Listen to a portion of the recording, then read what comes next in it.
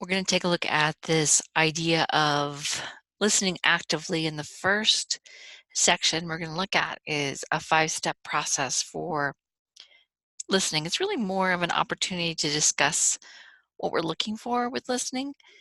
And I think one of the things that's kind of funny, when I start to think about this topic, is my friend and I. And we both, I don't know that I'm not really in love with scary movies. And I don't know that she's really in love with scary movies, but we watch them anyway. And the funny part about it is that when I watch scary movies, I hide behind the furniture. And when she watches scary movies, she turns off the sound. And I think, when we look at the kind of cues that we're getting from information, whether it's visual or auditory, kinesthetic, all those elements that go together, we have we have some things that are more active to us. So I don't know why I think I did it as a kid, and I still do it. I'll get up and I'll put myself underneath something like a blanket to hide, or I physically will move myself behind a piece of furniture. I think, it's just humorous when we're looking at it, but again, these are part of the communication process and what we find to be most influential in who we are. So we're going to take a look at the 5 steps in the 5-step process, which are receiving, attending, understanding, responding, and recalling. And I wanted to take a moment just to review the communication model, because I think it helps as we're going through and talking about this to see where listening might come into play and where there might be challenges in listening. So the first thing I want to review with you guys is this idea of the sender and the receiver. So what we know is that information is going out from the sender and heading over to the receiver. And we also know that hopefully the sender of the message is really considering how he's going to say the message or encode the message to make sure that he's doing the best job he can to send the message over to the receiver on the other end.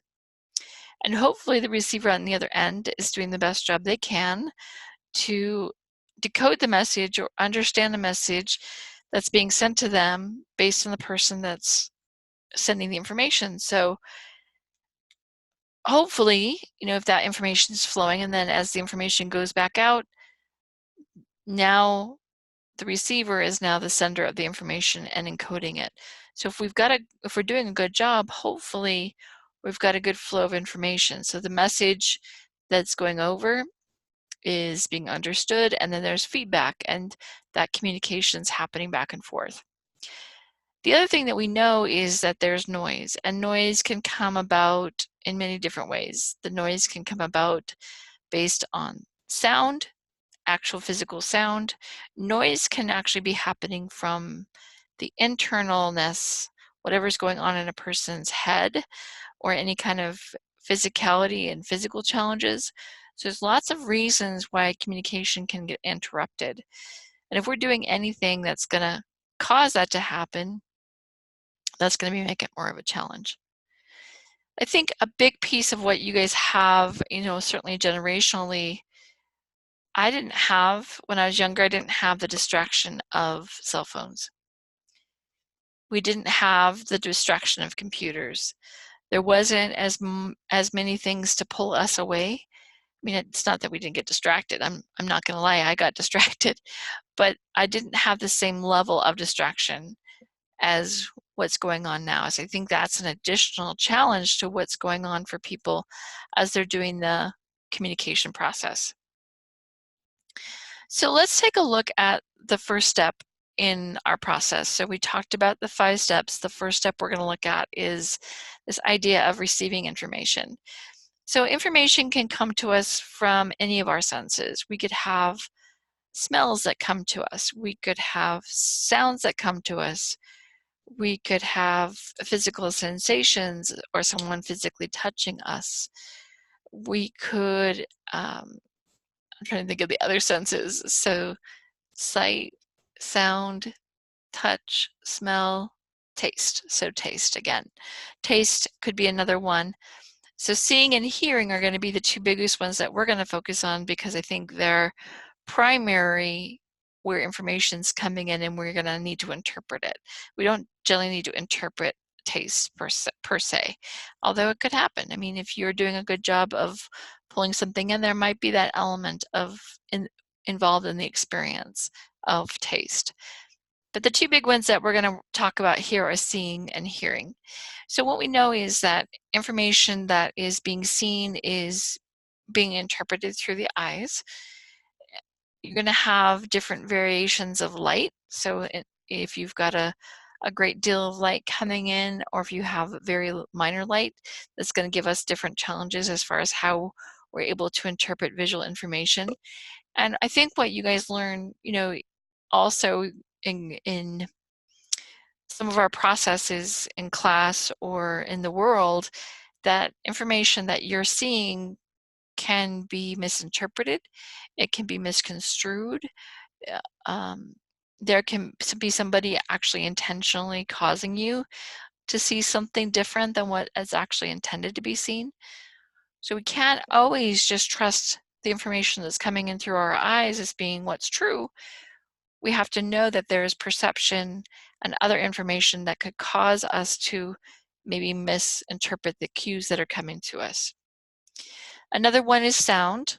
So what we know is sound waves are generated, and then information is coming into our eardrum and causing that vibration to happen, and then our brain's interpreting that information based on what we hear.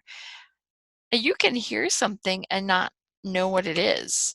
I know that there's plenty of times when I've been listening to somebody and either the volume of what they're saying is too low, I'm not able to understand it, or they're not doing a good job of enunciating. I think we also have the challenge if someone doesn't speak English as a first language, maybe there's those kinds of challenges, and certainly whether they're speaking or if they're hearing. And you know, there's just lots of opportunities to misinterpret the cues. So we really have to be smart about how we are dealing with our environment. Sometimes we're going to have to adjust what we're doing based on the circumstances. I can tell you that when I'm listening to someone that English is not their first language, that if I take time and listen, ultimately my brain generally starts to adjust to the way that they're speaking the English for me to understand what they're saying. Sometimes it might work for me over the semester, or you know, based on the circumstances, but I know that sometimes I can adjust my brain to understand the information. Sometimes I might have to adjust the amount of sound that's coming in, or close a door, or do something else to make it easier for me, turn on a light, to make it easier for me to interpret the information that's coming to me. So I think there's lots of elements that go into that, and just our ability to understand and process what's happening. Okay, so we went from receiving, and now we're going to go into attending. And attending has to do with what we're paying attention to. Now, one of the things I think is interesting is in studying perception, the center of the human eye is the clearest part of the eye. So oftentimes you'll notice that when somebody has a sound, they hear an unusual sound, or they're trying to understand some kind of visual information, they're gonna turn their face to wherever the sound is coming from, or whatever it is that they're trying to focus on, and they're gonna put the center of their eye there. And this is just about the saber-toothed tiger, right? So we want to make sure that we know who's coming at us. You know, do we need to be concerned? Do we need to be fearful? Do we need to move based on whatever's coming at us? So really being able to pay attention to what's happening, and our natural inclination is to do what we need to focus on whatever it is that's coming at us. So if we hear sounds that we're not used to, we're going to turn our head to be able to focus on whatever that information is.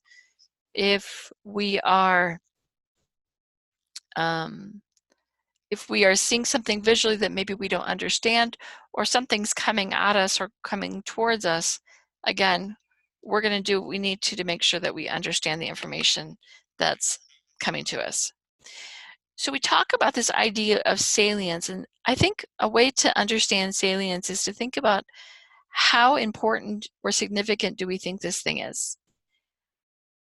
First of all, it's got to be able to register on our view. It has to be able to be important enough to become noticeable to us, and then it has to be significant enough.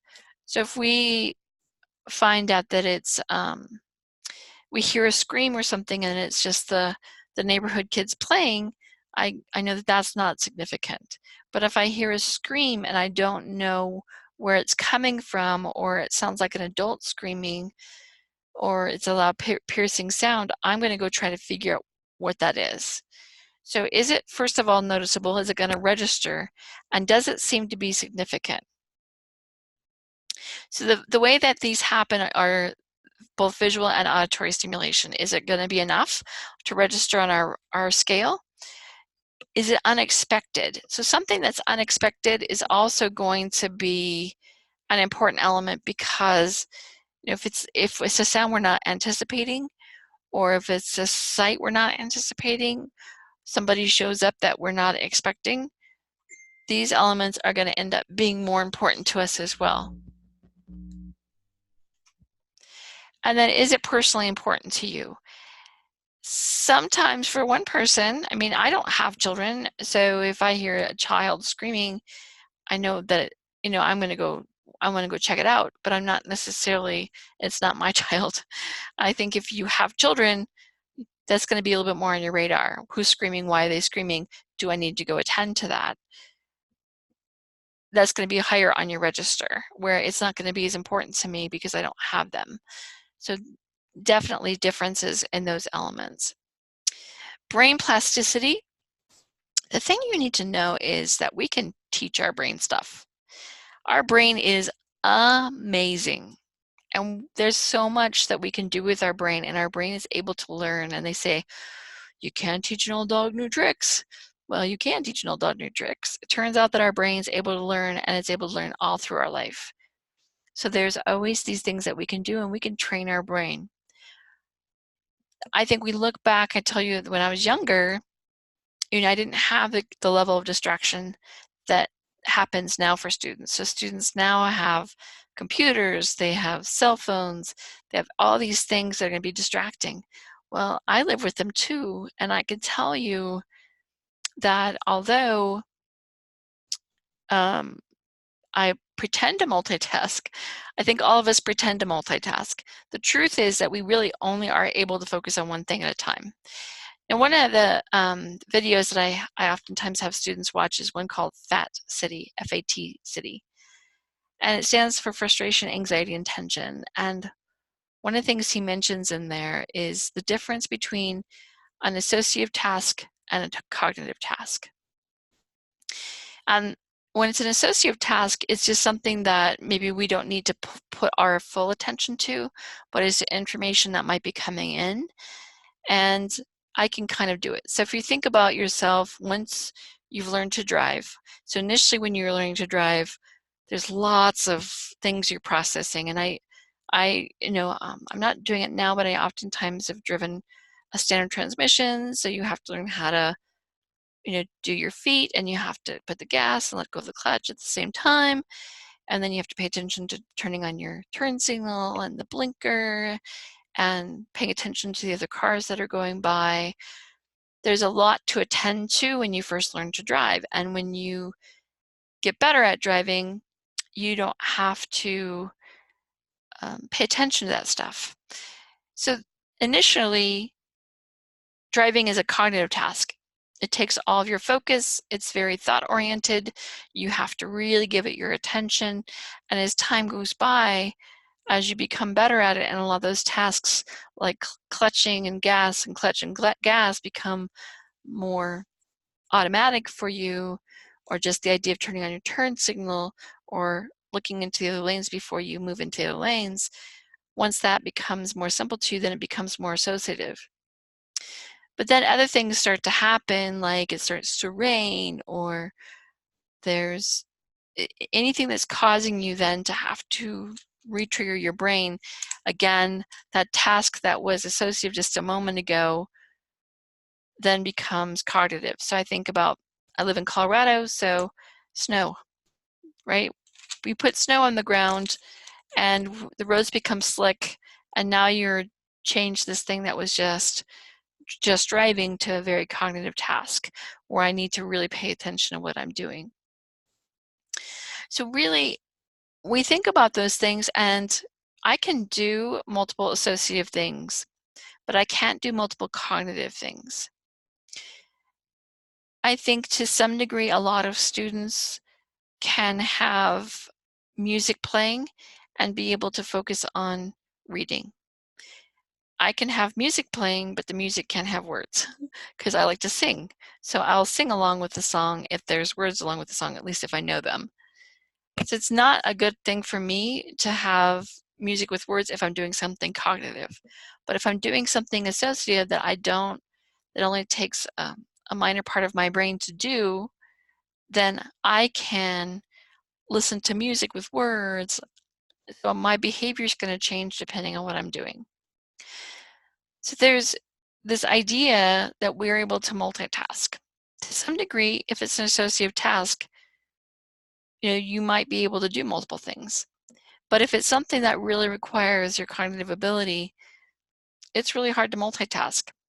So one of the things I think is interesting, there's a show by National Geographic, and I'm trying to remember the name of it at this moment, and I'm not remembering it. But anyway, one of the things that they did was they actually had a gentleman going through a process, and he says, oh yes, I'm a master multitasker.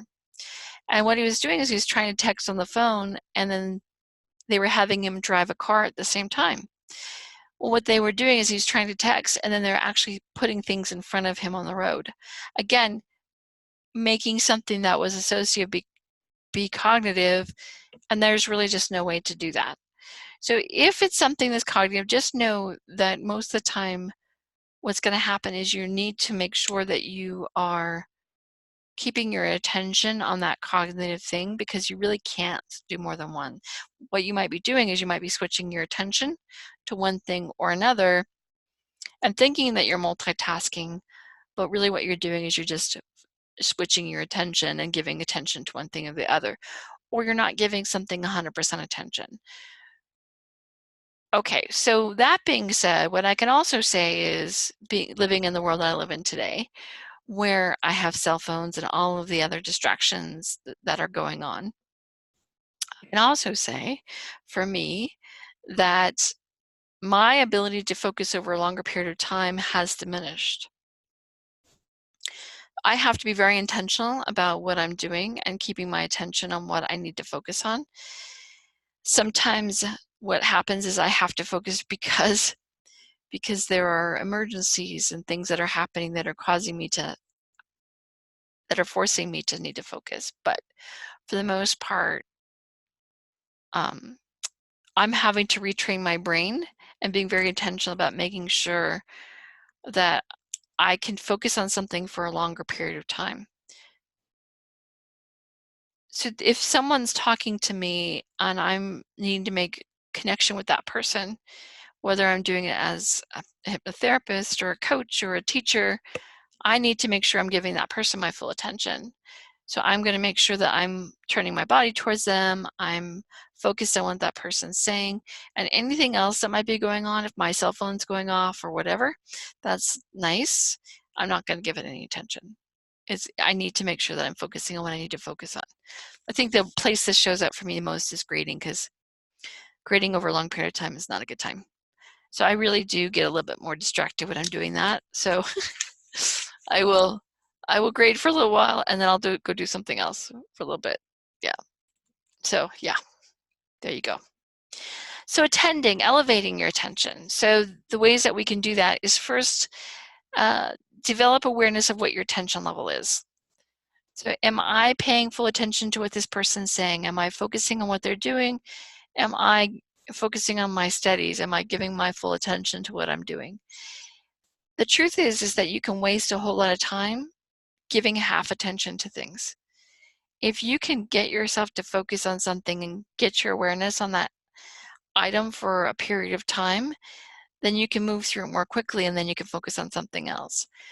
So being aware of the level of your attention is an important element. If I have low levels of attention, I should make sure I'm listening carefully and making sure that if the other person is doing something that maybe they're not speaking loud enough to hold my attention, maybe I'm gonna need to ask them to be a little bit louder. Or if I'm trying to focus on something and the volume's too low or there's not enough light or whatever that might be that's causing me to have a lower level of attention, I need to shift the environment to make sure that my environment is such that I'm going to be at my best level.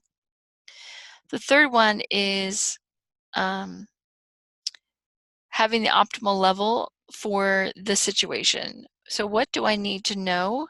How focused do I need to be? If this person's coming to talk to me and it's a client of mine, then nothing else is going to matter during that period of time. That person is my focus and that's all I'm going to focus on. But if I'm at home and I'm hanging out, it doesn't necessarily require the same level of attention for me. Compare your attention level versus the attention level required and see if there's a gap between what needs to happen, where you're at, and you can shift it. So you make the decision to elevate your attention to make sure it matches the circumstances that you're in. And this last idea of mental bracketing is putting aside irrelevant thoughts. So if you have other things that are coming into your mind that aren't important now, you can put that aside. So another thing I can suggest to you is if you're having a hard time focusing, one of the things that starts happening to me is I start getting lists of things that I need to get done, especially when I'm trying to sleep. I'm intending to sleep and I'm not sleeping because my brain's going. So if I find out that I have lists of things like, oh, I need to make sure I do that, or I need to make sure I do that, I'll start writing those down on a separate piece of paper or put them in my phone or store that information so that I can come back to it later and I can focus on what I need to focus on. So it's really about being intentional about what are the most important thoughts for me at that moment. All right, so the next one that we're going to look at is understanding. So we go from this idea of attending and making sure that we're doing what we need to do to pay attention to the information. Now we need to make sure that we're doing what we need to do to understand the information. So when we're understanding, it's taking the information that's coming in through our senses, so our eyes, our ears, through our nose, our mouth, and our touch or kinesthetic experience, and taking that information that's coming in and interpreting what it means. So sometimes this can be a challenge, and we talked a little bit about this in the perception chapter, where you might have other elements that come into play and you might have other memories and experiences, and you're going to use whatever has happened to you before, the information from the past, and you're going to pull that in to help make sure that you have a good understanding of this current experience and what's happening. And there's a couple elements that happen with this when we're going through understanding. Sometimes we're dealing with our short-term memory, information that's coming in and we're trying to store it, put it someplace. If I'm just trying to bring information in to maybe determine its meaning, it might go into short-term. And it's going to hang out there and it's just going to be temporarily stored in my brain, just short-term. And then when I need, maybe it's something that I need to keep in my brain, information that I might need to retrieve on a more long-term basis, oftentimes my brain will store it in a long-term section where it stays in permanent storage. Now, things that you guys can think about. Sometimes you're taking classes, and the classes that you're taking are not part of your field. So for many people that are taking interpersonal communication, this isn't part of their field. So do you necessarily need to memorize information here that you're going to store in your long-term memory, or are you more likely to store some of this information in your short-term memory? Hopefully, because this is more of an application-oriented class, you're going to remember more of the process. You're going to remember more of the general information. You're going to remember ideas and concepts. Maybe you remember some of the terminology and language, but maybe not. So it may not be stored in your long-term memory, where if you are doing something for a degree and it's terminology, it's language, it's theorists that you need to know because they're part of your field going forward, then that should be stored in your long-term memory, and you should be more intentional about that. What oftentimes will happen is when they're important theorists, you'll hear their names multiple times and they'll end up staying in there. The other thing that will happen is you might place some importance on it, and you can do that through memorization, repeating, writing things out. You can do things that are going to help information stay more in your long-term memory so that you can retrieve it. So you might think about that. I mean, I'm actually kind of intentional about how I'm storing information. If I think that it needs to be in my long-term memory, I'll do more things. I'll use more, I'll write out information, I will stare at it, I will speak it. If it needs to go in my long-term memory, I will do extra processes to make sure that it's going where it needs to go. So know that when you're going through this process of understanding, oftentimes information as it comes in will just be in the short term. It will just show up there, and then once you categorize it and you figure out where it's supposed to go, then it might go into your long-term memory and have long-term storage. Okay, so now we're going to go from understanding, and now we're going to move into responding. So now we're moving into this element of responding to whatever information we've brought in. We've gone through the process of understanding what it means. Now what do we need to do with the information as we go forward? So responding is going to look at a couple different things. We're going to communicate attention and understanding based on feedback, on paraphrasing, and clarifying. So let's kind of take a look at each one of those and what they mean in each of these contexts. So the first thing we're going to look at under responding is this idea of feedback and on the positive side.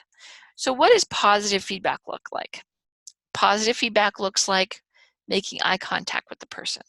Now, there are cultural differences that happen with eye contact. So please know, depending on your culture, that might shift. But for the most part, in American culture, eye contact suggests that we are acknowledging that person, that they have our attention, because we're making eye contact with them. We might smile, or we might do some things to acknowledge that person. Oftentimes, if we are with that person, we will make sure our bodies are completely facing them. So they will have our full body directly towards them.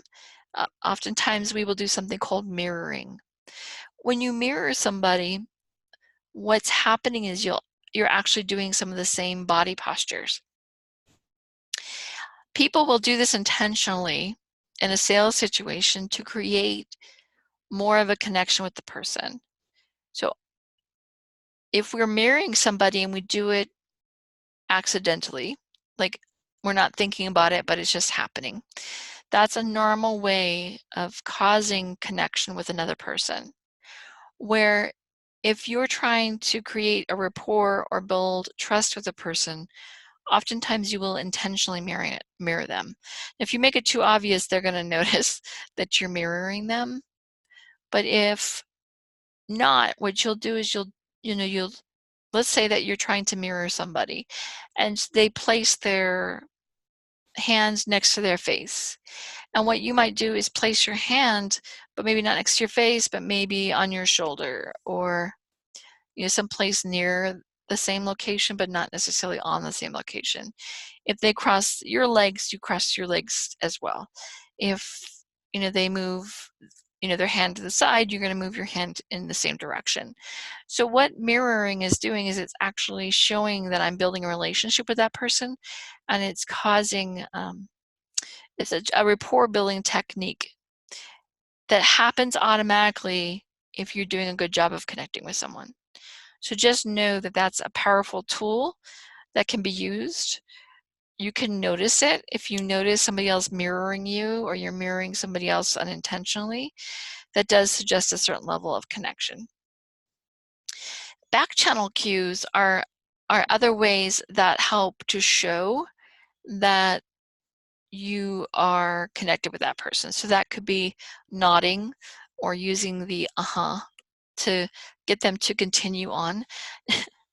I laugh at this because I had a friend of mine when I used to work at my previous company, and one of the things that happened was he and I sat down and we were talking to each other, and in the middle, what he was doing is in the middle of a sentence, he would say, Now what we know is when someone says, is supposed to happen at the end of a sentence, when someone creates a pause. So when there's a period in a sentence, that's when you're supposed to But he wasn't ahhing at the end of a sentence. He was doing it in the middle of a sentence. So if someone's doing that and they're doing that in the middle of a sentence, that's an indication that they're not paying attention. So that's using the cue incorrectly. Don't do that. Don't somebody in the middle of a sentence. And he literally was not paying attention to me. I called him on it. I said, dude, I'm talking to you and you're not paying attention to me. I goes, oh, my wife always blames me for that. She says I'm not paying attention. I'm like, you're not paying attention. So then later on, it happened again. But what happened was this time the first time he was texting and I interrupted him. The second time we were talking to each other and connecting, and then he got distracted by his phone and then started doing it to me. I said, oh, no. Initially, when that happened the first time, I acknowledged the fact that you were paying attention to something else first. But this time, I had your attention first and you got distracted. So I think that's fair. I think it's fair to call him on that because I had his attention first. Yeah, and then the next one is this idea of negative feedback. So let's take a look at, where did it go? Okay, there's negative feedback. So some things that you can do with negative feedback would be avoiding eye contact. So if you're not doing that, having your body turned away so it's not directly at it, looking distracted or bored. Listen, we know what this looks like. It's not like it's a mystery to us. We know when someone looks distracted or bored. If they're paying attention to their devices, if they're not acknowledging no of ahas or nodding or anything like that, what it does to the person that's talking is they know that you're not paying attention. So they're going to hesitate, they're going to question, they're going to make more errors in their speaking, they're going to be a little less likely to be able to be in the flow of the conversation. So you actually control, by your feedback, how well the person that's speaking to you is speaking to you and how comfortable they feel at that moment. So please know that you have some control over that, and it's really important that you do a good job of working with that. So some positive ways that you can kind of pay attention to this feedback is to be kind of obvious about making sure that you're paying attention to them, you're connecting with them. Make sure that it's appropriate, that it fits with the situation. So my friend was using what he was supposed to. He was saying, he was just doing it incorrectly, which let me know that he was not paying attention. And then avoid confusing behaviors. So one of the things that happens sometimes is if you glance down at your watch or your phone, it's much better if you can do things so that you can glance at things and not make it be obvious. So when I work with clients in my office, I usually have a clock in the room where I'm at that I can just glance at. But if I have to push the button on my phone so I can see what time it is, then the other person notices. And oftentimes they think, oh, time must be up. We must be done with this, so time must be up. Gosh, if we have that kind of situation, that's not what I want to be communicating to them. So I want what I'm doing to be much more seamless. So I don't want them to see me looking at my watch or my phone. I want them to see me paying attention to them and having them be the most important thing that I'm focusing on at that moment. So really being intentional about how we're working with people and making sure that the feedback that we're giving them is what we intend to give them. Because I don't want them to be uncomfortable. I don't want to give miscues. I don't want them to have to hurry up until it's an issue. If that's something I need them to do, then I'm going to give them cues. I can also say that there were times, I think, when I've been working in some companies or in some situations where maybe I was at work and I was doing my job and I'm working, and then somebody comes up and they're talking to me in a time that I don't really want to be talking. That's not what I want to focus on right now. I don't want to do that right this moment. So maybe I talk to them and I'm going to focus on them. I'm going to give them all my attention. And there have been times when I intentionally was doing things to let them know I was done. I would do things like I would physically turn my body, and I would turn my body so I wasn't facing them directly anymore, and I would no longer make eye contact with them. And I would literally have my back to them and still be making the noises and stuff and trying to let them know that I'm done with the conversation and they're not paying attention. So, non-verbally, oftentimes we'll communicate stuff like that and we'll do what we think is right. We think we're giving them enough information, but some people aren't picking up on the clues. Other people are highly sensitive to it. So, you kind of want to know and pay attention to those differences in how people are communicating. Okay, so the next step in this, I forgot paraphrasing. So let's make sure we talk about these two. So paraphrasing and clarifying. Paraphrasing is summarizing another person's comments. This can be really helpful, and part of what we can do in paraphrasing the comments is do it almost in the form of a question. I'll talk about asking good questions in a second, but summarizing comments and summarizing ideas to check in with the other person to say, hey, are we on the same page? It's a checking for understanding. So I might ask them, so what you're saying is this and this and this. So I'm actually restating stuff back to them to make sure that I'm clear about what we're looking for there. So I'm actually physically checking for understanding between them. Another one is to avoid parroting. So don't restate back the same thing that they said to you. When you're doing a good job of paraphrasing, you're actually using some of your own words, and it's actually a better way of paraphrasing than parroting. If you're parroting, then you're just saying back what they're saying. If you're paraphrasing, you might be adding some interpretation to it that helps to move the conversation along, and that's enhancing the process that you have going on between you. When you're clarifying, one of the great ways to clarify is to ask good questions. So what that means is the person might be saying something to me, and based on what they're saying, I'm going to ask them a question that helps clarify or deepen the conversation because I'm asking them a question that relates back to that idea. So asking good questions can help deepen and can help more with the flow of the conversation. And then if you're not understanding what they're saying, ask them to repeat it. So that means I don't get it. I'm confused by what you're saying, so let's repeat this information back. Can you repeat that? I didn't quite understand. Another important element in making sure that that communication is happening.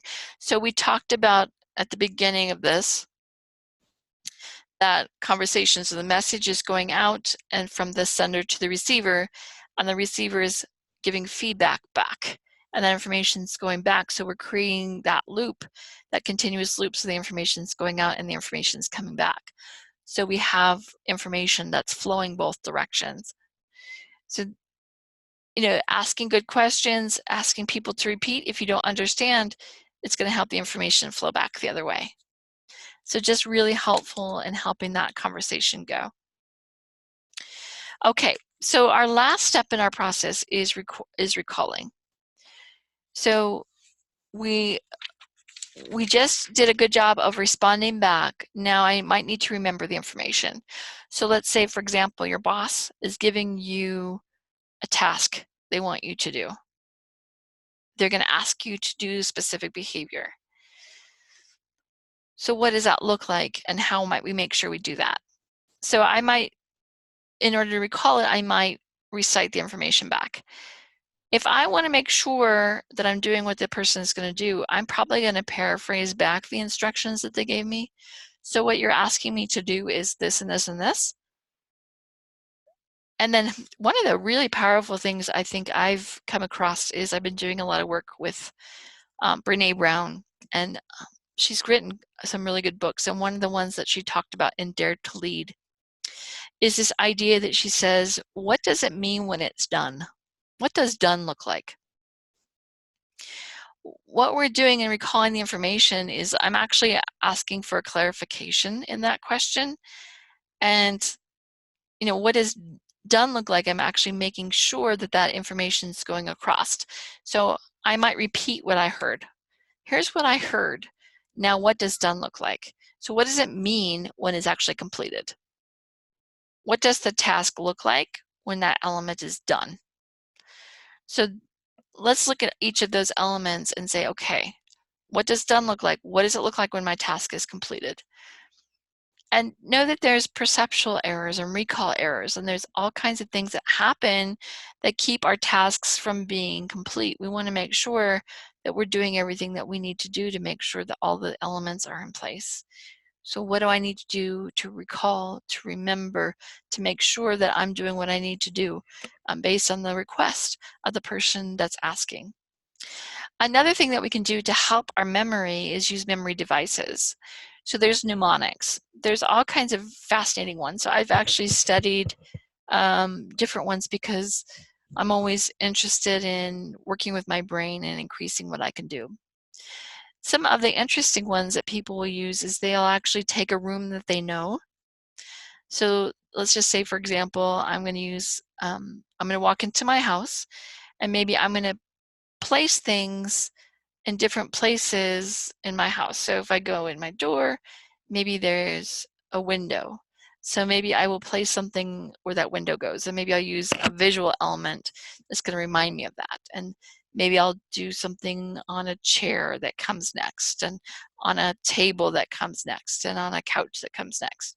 So I'm going to place things in the room, and I'm going to use something that's familiar to me, my room, and I'm going to use things like, so my name's Shari, but it sounds like cherry. So someone might use a cherry to help remember what my name is. So that is a tool that someone can use to help that piece make sense. Or if there's a person, and when you learned who they were, there was a characteristic of that person, maybe you'll help remember who they are based on that characteristic of that person. So let's just say that they have a dog, and they have a specific kind of dog, like I don't know, a boxer. So what you'll do is, in that place, you'll see a picture of the boxer, right? In that location. So when there's all kinds of different techniques to help remember things, and different tools. Another element I can say is use all 5 senses. So anytime that you are doing something and you need to remember it, one of the things that you can use to remember is use your senses. So if you can add a taste, something that, or a smell to it, or some kind of visual cue, all those things that I can add to it can help me remember that. And then learning styles. If you know that you learn, and I told you guys I'm aural, A-U-R-A-L, is my primary learning style. I like to make up songs. So we always say in 1492, people learn Columbus sailed the ocean blue. What's true is many of us use many different learning styles. So the fact is, many people will benefit from using songs to help remember things, even if oral isn't your main style. But I know for me that if I really need to remember something, I'm going to make it something sing-songy, or I'll do something so I can help tie that in and link that more into my ideas. So there's all kinds of tools that we have in here that help us to remember our information and help tie those items together.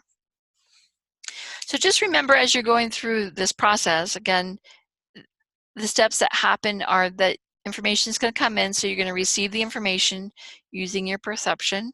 You're going to focus on it depending on how important that you feel that element is. You're going to use your tools to help have understanding of what that means and categorize it. Maybe you'll put it in long-term or short-term memory. You're going to respond back based on those circumstances and what you think is going on. And then you might recall the information based on those elements. All right. Thank you so much.